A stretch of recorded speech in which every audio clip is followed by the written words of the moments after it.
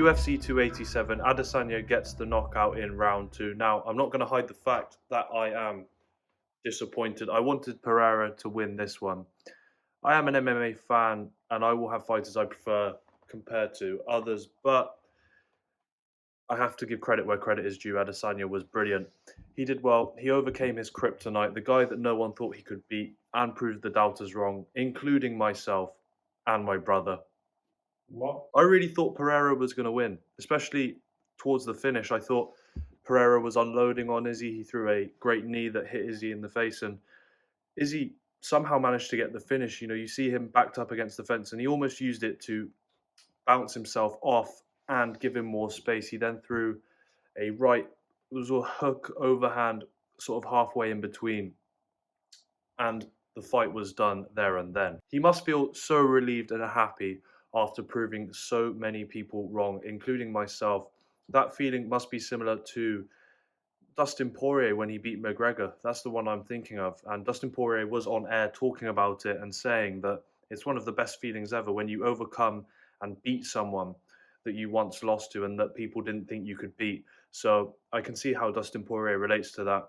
And I myself, I am happy for Izzy. I think he did a tremendous job in the fight. Now, what's next is the big question. Who is Israel Adesanya going to fight? Now, if we were looking at this from a what is fair standpoint, I think the trilogy for me would be the fairest option.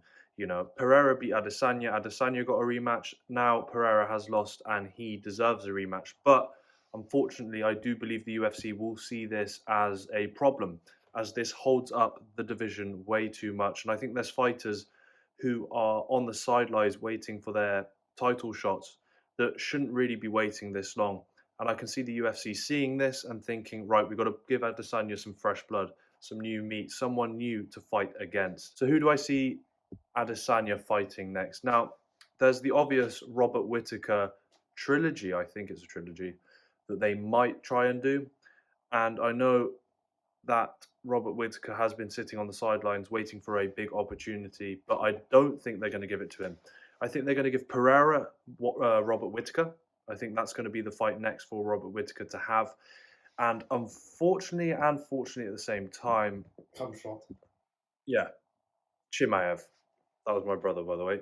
I see them giving Adesanya Chimaev. Now, why is the reason? People are going to complain he doesn't deserve it, but it is the biggest fight out there. We know that the UFC puts on the biggest fights, not the fairest fights. For example, Leon Edwards will be facing Colby Covington. Is that fair? No. Is that the biggest fight? Yes. And I see them doing it in this instance as well. Chimaev is a wrestler, someone who relies on his wrestling to win his fights. The Burns fight was a striking fight, but I think in this fight against Adesanya, he will have to rely on his wrestling.